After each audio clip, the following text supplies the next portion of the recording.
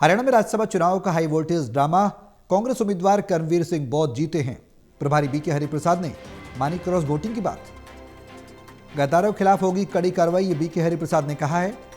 सही वोट को कैंसिल कराने की साजिश हुई तो हरियाणा की जीत का देश भर में मैसेज जाएगा, ये बीके हरिप्रसाद ने कहा है।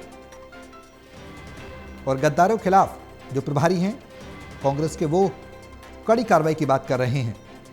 यानी जो भूपेंद्र हुड्डा आरोप लगा रहे थे, दीपेंद्र हुड्डा आरोप लगा रहे थे कि तकरीबन 9 वोटों में घालमेल किया गया, कोशिश की गई, 0.1 वोट से जो जीत है वो कहीं ना कहीं आधे से ज्यादा वोट से वो जीते हैं बमुश्किल।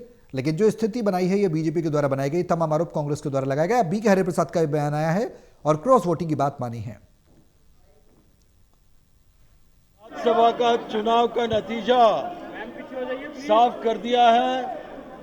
नरेंद्र मोदी और अमित शाह कितने भी वोट चोरी करें, जीत आखिर जनता का होगा। हरियाणा के लोग कब सबक सिखाया, ये सबक आगे जारी रहेगा।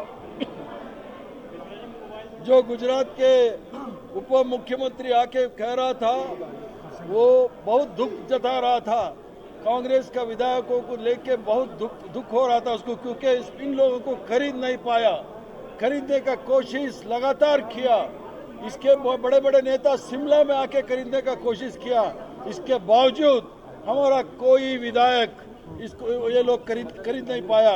ये जो घोड़े का व्यवहार करता है और ट्रेडिंग करने का खूब कोशिश किया, उसको नाकाम किया। मैंने सारे हमारे हरियाणा के विधायक और नेतागण, हमारा पीसीसी अध्यक्ष और सीएलपी नेता और दीपेंद्र हुड्डा खूब मेहनत करके कांग्रेस का जिताया और ये कांग्रेस का जीत हरियाणा के जनता का होगा। जो भी आरओ का रिजल्ट बाहर आने के बाद, क्योंकि उधर इलेक्शन एजेंट मैं और चौधरी भूपेंद्र सिंह हुड्डा जी थे, हम लोगों को पता है वोट कैसा चलाया है। जो भी कांग्रेस के साथ गद्दारी किया है उसके ऊपर कार्रवाई होगा। तो बीके हरिप्रसाद प्रभारी कह रहे हैं कि कांग्रेस के साथ जिसने भी गद्दारी की है उसके खिलाफ कार्रवाई होगी। और गद्दार कौन है, ये तमाम बड़े सवाल हैं। क्रॉस वोटिंग हुई, ये बात उन्होंने स्वीकार की है। और कहीं ना कहीं बड़े स्तर पर उन्होंने ये भी आरोप लगाया कि बीजेपी के द्वारा हिमाचल में भी कांग्रेस के विधायकों को खरीदने के लिए कोशिशें की गई। हमारे सहयोगी और टोटल टीवी के एसोसिएट एडिटर प्रदीप कुमार हमारे साथ लाइव जुड़ गए हैं इसी खबर पर ज्यादा जानकारी के लिए। प्रदीप, हरियाणा के राज्यसभा चुनाव हुए, परिणाम आए, ये तो तय था कि अगर सब कुछ ठीक रहता है तो एक सीट बीजेपी के पास और एक कांग्रेस के पास आएगी। लेकिन अब आरोप के बाद अब ट्विस्ट और ज्यादा निकलकर सामने आ रहा है। आरोप प्रत्यारोप के बाद अब राजनीतिक घमासान भी छिड़ेगा और सियासी पारा जो है वो भी हाई होता नजर आ रहा है।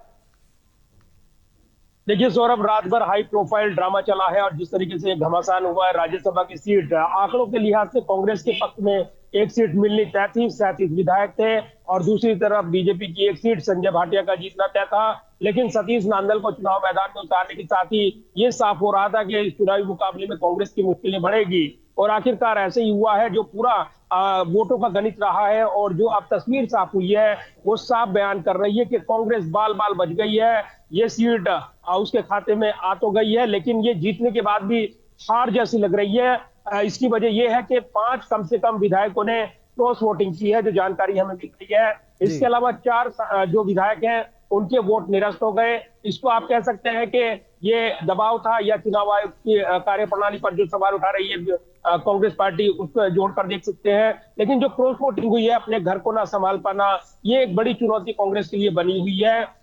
इस जीत के बावजूद जिस तरीके से हम बयान देख रहे हैं, भूपेंद्र सिंह हुड्डा ने कहा है कि एक अग्नि परीक्षा पास की है। अगर देखें तो 28 वोट कुल मिलाकर कांग्रेस के उम्मीदवार कर्मवीर बौद्ध के पक्ष में पड़े हैं और अगर इसमें इंडियन नेशनल लोकदल इस चुनाव से दूरी नहीं बनाता तो शायद ये मुश्किलें उनकी बढ़ जाती। और इसीलिए कहा जा रहा है कि ये जो जीत हासिल हुई है ये जीत नहीं है, बल्कि इसे कहते हैं कि बाल बाल बचना। और निश्चित तौर पर ये एक नई बहस छिड़ रही है। अब बीके हरिप्रसाद कह रहे हैं गद्दारों पर कार्रवाई होगी, लेकिन ये कौन चेहरे हैं, कौन विधायक है जिन्होंने क्रॉस वोटिंग की है, अभी ये तस्वीर पार्टी ने साफ नहीं की है। लेकिन वो उनको पहचान चुके हैं और ये कहीं ना कहीं अब हरियाणा के जो आगे के घटनाक्रम है राजनीतिक तौर पर, उस पर असर डालता हुआ ये पूरा घटनाक्रम नजर आएगा। फिलहाल करमवीर जी। बोध अगर किसी एक गुट से जुड़े होते तब निश्चित तौर पर ये सवाल उठते, लेकिन उनको आला कमान की ओर से लाया गया और इसको प्रतिष्ठा का सवाल बताते हुए भूपेंद्र सिंह हुड्डा, दीपेंद्र हुड्डा, जो हुड्डा गुट है वो एक गुट नजर आया। लेकिन अब इसमें जो तस्वीर सामने आई है उसने कलई खोल रही है हरियाणा की गुटबाजी की, और इससे लेकर बीजेपी जो सांसद को उन्होंने भेजा था चुनाव प्रभारी बनाकर, जिसका जिक्र बीके हरिप्रसाद ने किया कि वो जी। मुख्यमंत्री गुजरात के आते हैं और बीजेपी के इशारे पर कोशिश करते हैं लेकिन कामयाब नहीं होते हैं। तो उन्होंने कोशिश की है, एक कामयाब कोशिश की है, इसमें कोई दो राय नहीं जी। कि जब चुनावी मुकाबला होता है तो बीजेपी पूरी शिद्दत के साथ उसको लड़ती है। उसने ये पासा पलटने की कोशिश की, और अगर आप देखें तो ये जो पूरा गणित आया है अब तक वोटों का, ये दिखाता है कि कांग्रेस का घर ही वो सही नहीं था और इसीलिए ये आंकड़े सामने आए हैं। लिहाजा आत्ममंथन करने की जरूरत, आत्मनिरीक्षण करने की जरूरत कांग्रेस पार्टी के लिए। हरियाणा में राह आसान नहीं है क्योंकि जी, बिल्कुल। जो बगावत है वो देखने को मिल रही है, और कहीं ना कहीं ये बड़े सवाल है जो राज्यसभा चुनाव के इस मुकाबले से जुड़े हुए हैं। प्रदीप जी, अब सवाल यह है कि एकजुटता कैसे आएगी? बीके हरिप्रसाद कह रहे हैं गद्दारों के खिलाफ कार्रवाई होगी।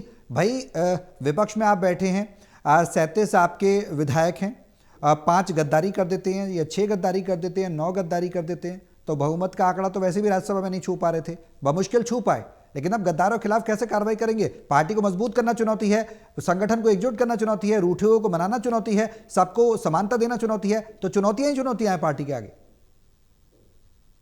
देखिए बिल्कुल, और इस करीबी मुकाबले को यहाँ पर बीजेपी जो जिसने इतना करीबी मुकाबला बना दिया था, इस सीट को झटक सकते थे। और जिस तरीके से हमने बिहार में देखा, पांचों के पांचों उनके एनडीए के उम्मीदवार जीते, वहां पर महागठबंधन को झटका लगा, उड़ीसा में झटका लगा। अब हरियाणा में इतना विधायक होने के बावजूद कांग्रेस हारते हारते बची है, तो निश्चित तौर पर ये वक्त जो है चुनौतीपूर्ण है।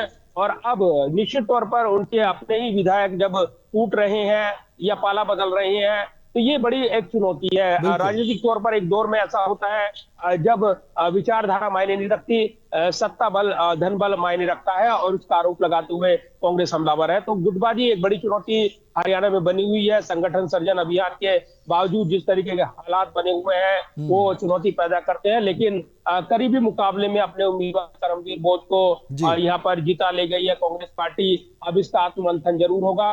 गद्दारों पर क्या कार्रवाई होगी बड़े सवाल है, क्योंकि जो बीके हरिप्रसाद प्रभारी है उनका बयान, और इसके अलावा भूपेंद्र सिंह हुड्डा ने कहा कि अग्नि परीक्षा पास की है, तो ये क्रेडिट तो जाएगा कि इतने तकड़े मुकाबले के बावजूद वो बचाने में कामयाब रहे। लेकिन ये विधायक कौन है और किस तरीके से उन्होंने पाले बदले, ये बड़े सवाल है। जब तक ये नाम सामने नहीं आते हैं तब तक अटकलें लगाई जाती रहेंगी। फिलहाल हरियाणा में एक बड़ा उलटफेर होते होते बचा है, और कांग्रेस के उम्मीदवार करमवीर बोध नजदीकी मुकाबले में जीतने में कामयाब रहे हैं। लेकिन इसी के साथ एक नई राजनीतिक बहस भी छेड़ते हुए ये मुकाबला नजर आ रहा है। बिल्कुल, अब सियासी पारा भी हरियाणा में हाई होगा। एक मैसेज देने की बात कही है इस जीत के बाद बीके हरिप्रसाद ने। अब देखना होगा कि कांग्रेस क्या कार्रवाई करती है गद्दारों के खिलाफ, कैसे एकजुटता लेकर आएगी, कैसे विश्वास बना पाएगी, क्योंकि विश्वास होगा शीर्ष नेतृत्व में तो जाहिर सी बात है बिखरेंगे नहीं जो विधायक हैं।